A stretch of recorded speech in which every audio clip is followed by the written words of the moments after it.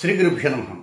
2024 September 21వ తేదీ శనివారంతో ప్రారంభమై 30వ తేదీ సోమవారంతో అంతమయ్యేటువంటి చివరి 10 రోజులలో మేషరాశిలో జన్మించిన జాతకులకి ఫలితాలు, సూచనలు, సలహాలు క్లుప్తంగా 4 పాయింట్లలో తెలియజేయబోతున్నాం. ఇక మొదటి పాయింట్కి వస్తే, మహాలయ పక్షం ప్రారంభమైంది. ఇక ఈ 10 రోజులు కూడా ఒక పాక్షిక చంద్రగ్రహణం, ఒక సంపూర్ణ సూర్యగ్రహణం మధ్యలో జరుగుతున్నటువంటి రోజులు. ఆందోళన చెందాల్సినంత అవసరం అంటూ ఏమీ లేదు. కానీ రాబోయేటువంటి రోజుల్లో, రాబోయే నెలల్లో, from October onwards, October, November, December, January, February, March, April, May, June, July వరకు గట్టిగా అయ్యే నెలల్లో అనేక వ్యతిరేక గ్రహ సంచార స్థితులు ఉన్న కారణంగా ఇప్పటి నుంచి మీలో కొన్ని కొత్త మార్పులు అంటూ చోటు చేసుకోవాలి. ఏం మార్పులు అంటే, ఇలా మీ సరౌండింగ్స్ ఉండేటువంటి స్థితిగతుల ప్రకారంగా మీరు ఒక సరైన మంచి నిర్ణయాలు తీసుకోవాల్సిన అవసరం ఎంతైనా ఉన్నదనే విషయాన్ని మాత్రం గమనించుకోవాలి. ఇక మొదటి పాయింట్కి వస్తే, 21వ తేదీ ఉదయం నుంచి 22వ తేదీ ఉదయం 6:10 వరకు ఉన్నటువంటి సమయం అంతా ఇది గట్టిగా 24 అవర్స్. ఈ 24 గంటలు కూడా మనసు ప్రశాంతి చిత్తంతో ఉంటారు. అనుకూల వాతావరణం ఉన్నట్లుగా ఉంటుంది. వృత్తిలో కావచ్చు, ఉద్యోగంలో కావచ్చు, వ్యాపార వ్యవహారాలకు కావచ్చు, అది మానసిక ఆనందం కావచ్చు, శారీరక సౌఖ్యం కావచ్చు, కుటుంబ వాతావరణంలో ఏదో కొత్తదనం కావచ్చు, లేదా మీరు ఎక్కడున్నా ఒక ప్రాంతానికి వెళ్ళినప్పుడు అక్కడ ఉన్నటువంటి అట్మాస్ఫియర్ని బట్టి మీకు ఏదో కొత్త ఆలోచనలు కొంచెం పరిడవిలేటువంటి అవకాశాలు ఉంటాయి. సో టోటల్గా ఈ 24 గంటలలో కొత్త ఆలోచనలకి కొంత శ్రీకారం చుట్టానికి ప్రయత్నం అంటూ చేయండి. అంటే మనసు బాగున్నప్పుడే ఆలోచనలు చక్కగా వస్తుంటాయి. మనసు కొంచెం ప్రశాంతత లేనప్పుడు అంతా విసుగ్గా ఉంటుంది. కనుక రాబోయేటువంటి 8 నెలల్లో మన కెరీర్ని ఎలా డెవలప్ చేసుకోవాలి, ఫైనాన్షియల్గా ఎట్లా స్టెబిలిటీ సంపాదించాలి, ఇలాంటి అంశాల మీద మీకు నచ్చిన రీతిలో, మీకు తోచిన రీతిలో కొంత ఆలోచనని కొంచెం ఇన్డెప్త్గా థింక్ చేయడానికి ప్రయత్నం అంటూ చేయండి. ఈ 24 గంటలలో ఏ ప్రయత్నం చేసినా ఇప్పుడే ప్రారంభం చేయరు. ఏదో దసరా నుంచి మొదలు పెడతాము, లేదా కార్తీక మాసం నుంచి మొదలు పెడతాము, ఏదో కొత్త ఆలోచనలకి కొంత శ్రీకారం అంటూ చుడితే మరింత అనుకూలంగా ఉంటుందనేది దీంట్లో ఉన్నటువంటి గూఢార్థం. ఇక రెండవ పాయింట్కి వస్తే, 22వ తేదీ ఉదయం 6:10 ప్రారంభమై 24వ తేదీ రాత్రి 9:56 వరకు ఉన్న సమయం అంతా ఇది కొంచెం డబ్బు కటకటగా ఉన్నట్టుంటుంది. చేతిలో డబ్బులు ఉండవు. బ్యాంకులో చూస్తేనే డబ్బున్నా డ్రా చేయడానికి బుద్ధి పుట్టదు. ఒక్కోసారి ఉన్నా అంతంత మాత్రం ఉంటుంది. కానీ అవసరాల ఎక్కువగా ఉంటాయి.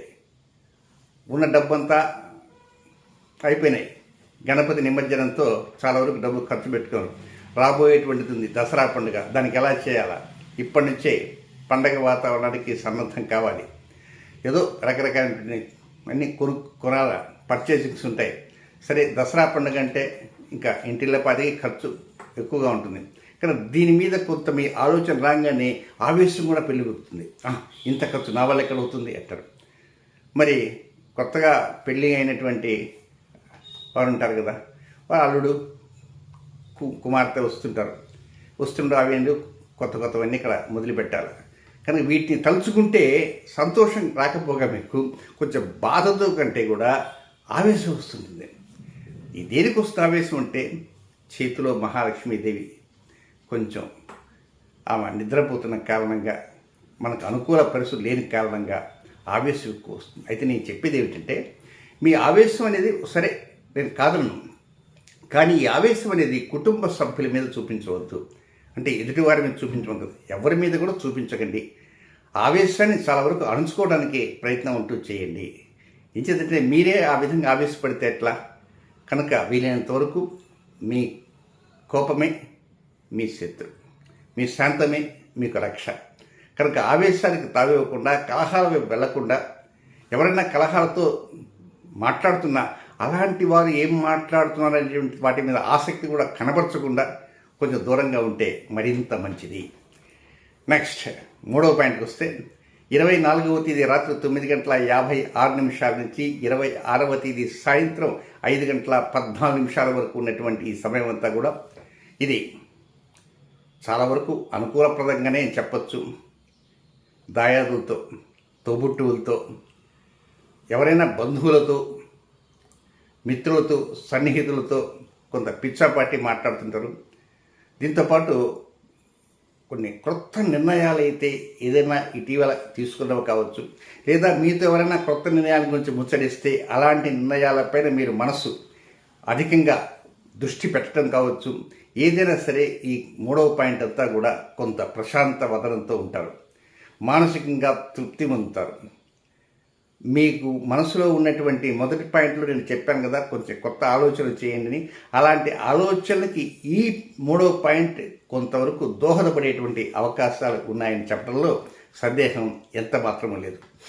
సరే, ఏదేమైనా తోబుట్టులతో మాట్లాడేటప్పుడు సరే అది చేస్తాం, ఇది చేస్తాం, ఇది పొడుస్తాం, అది పొడుస్తాం అనేటువంటి మాట రానియకుండా, ఈవెన్ తోబుట్టువులే కాదు మిగతా బంధువులు కావచ్చు, దాయాదులు కావచ్చు, మిత్రులు కావచ్చు, సన్నిహితులు కావచ్చు, ఎవరితో కూడా మీరు అనుకున్నటువంటివి అవి లీక్అవుట్ కాకుండా జాగ్రత్తగా సీక్రెసీ మెయింటైన్ చేయడానికి ప్రయత్నం ఉంటూ చేస్తే మరింత అనుకూలతలు త్వరగా సిద్ధించడానికి అవకాశం ఉంటాయి. ఫర్ ఎగ్జాంపుల్, అక్కడ ఏదో ఒక ముఖ్య కార్యక్రమం ఉంది, నేను అక్కడికి వెళ్ళి ఏదో చేద్దాం అనుకుంటే మీకంటే ముందే వేరే వాళ్ళు పోయి అది సాధించాలనుకునేటువంటి తపంతో ఉంటుంటారు. మీరు ఒకరు చెప్తే వారు మీకు ద్రోహం తలపెట్టకపోయినా మా మిత్రుడు ఒకటి విధంగా చేద్దాం అనుకుంటాను పనులు కన్నామనుకోండి, వారికి అవతల వారికి దాని మీద ఆసక్తి కలగవచ్చు, దాంతో పోటీ పెరగవచ్చు. ఎప్పుడైతే పోటీ పెరుగుతుందో కొంచెం మీరు కష్టపడేటువంటి అవకాశాలు కూడా ఎక్కువగా ఉంటాయి. అందువల్ల కొంచెం సీక్రెసీ మెయింటైన్ చేయడానికి ప్రయత్నం ఉంటూ చేయండి. నెక్స్ట్ 4వ పాయింట్, ఇది కొంచెం లెంగ్తీగా ఉంటుంది. 4వ పాయింట్ అదేమిటంటే 26వ తేదీ సాయంత్రం 5:14 ప్రారంభమై 30వ తేదీ అర్ధరాత్రి వరకు ఇది కొనసాగుతూనే ఉంటుంది. 4వ పాయింట్ ఏముంది, నెలాఖరు వృత్తిలో, ఉద్యోగంలో, వ్యాపారంలో, చేసేటువంటి కార్యక్రమాలలో చాలా కాలం నుంచి రేపు మాపు అని రేపు ఏదో అవుతుందనుకుంటే అలాంటి వాటిల్లో, ఆరోగ్యంలో, వాహన డ్రైవింగ్లో, సంతాన విషయాల్లో, వీటన్నిటిలో కూడా కొంత మైనస్ పాయింట్స్ అనేవి కనపడుతుంటాయి. ఆ మైనస్లు ఎట్లా ఉంటాయంటే ఇలా ఉంటాయని మనం చెప్పలేం. అధికారులతో అంతకుముందు ఏదో పేచిపడి ఉంటారు, ఇప్పుడు అధికారితోనే పనులు కావాలి. లేక సహ ఉద్యోగులతో ముభావంగా ఉండుంటారు, ఇప్పుడు ఆ సహ ఉద్యోగితో పని పడుతుంది. ఇంతవరకు ఆయనతో మాట్లాడకుండా పెట్టకుండా పక్క సీట్లో ఉండి ఆయనతో మాట్లాడకుండా ఇప్పుడు పోయి హలో అంటే ఎట్లా ఉంటుంది, ముఖం చల్లదు. దీంతోపాటు చాలామంది అద్దె ఇల్లు ఓనర్ తోటి, చూడు సెప్టెంబర్ ఖాళీ చేసి పారేస్తాను, నీ ఇల్లు నాకు అక్కర్లే, అక్టోబర్ దసరాకి వెళ్ళిపోతాను అనుకుంటారు. ఎక్కడ ఇల్లు దొరకదు. ఆయన గట్టిగా చెప్పేశారు, నీ ఇంట్లోగా సెప్టెంబర్ 30 తర్వాత ఉండనే.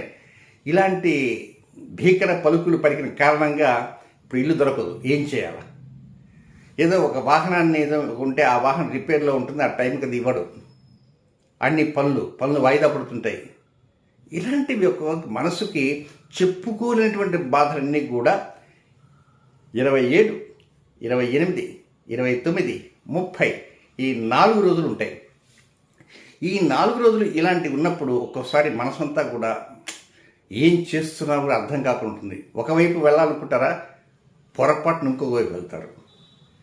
సరే, మామూలుగా వెళ్తూ ఉంటారా, సగం దూరం వచ్చిందో మర్చిపోతారా, అబ్బా ఆ ఫైల్ తేవటం మర్చిపోయినానే అనుకుంటారు. అది చాలా ముఖ్యమైన ఫైల్. ఆ ఫైల్ కోసం మళ్ళీ వెళ్ళాలంటే కొంత దూరం ముందుకు వెళ్ళి యూటర్న్ తీసుకొని మళ్ళీ వెళ్ళాలి.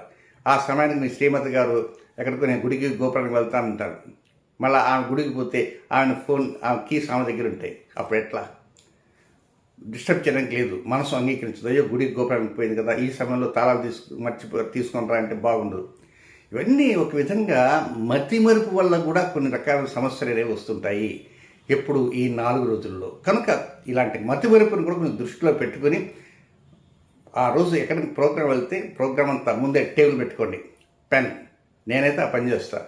ఆఖరికి చేతికున్న rings, wrist watch, car key, pens, cash, card అన్ని దగ్గర పెట్టుకుంటా. అట్లా పెట్టుకున్నా కూడా ఒక్కొక్కసారి ఆ క్యాష్లో కూడా అనుకున్న క్యాష్ పెట్టుకోకపోతే మర్చిపోతాం. ఎందువల్లంటే టెన్షన్స్ ఎన్నో ఉంటాయి ప్రతి వ్యక్తికి. ఆ టెన్షన్స్ వల్ల అందుకే ఒక్కొక్కసారి ముందుగా కొంతమంది రాసుకుంటారు. పట్టీలాగా చిన్న తోకపట్టిలా రాసేసి ఈరోజు ఈ టైంకి ఎక్కడికి వెళ్ళాలా, అక్కడికి వెళ్ళాలా, ఏ రూట్లో వెళ్తే అన్నీ వరుసగా చుట్టుకొని రావచ్చు. నాకైతే అలవాటు ఉంది. ఒక్కోసారి అది కూడా కుదరట్లా. ఆ తోకపట్టి రాయాలన్నా కూడా కనీసం 10 నిమిషాలు పడుతుంది.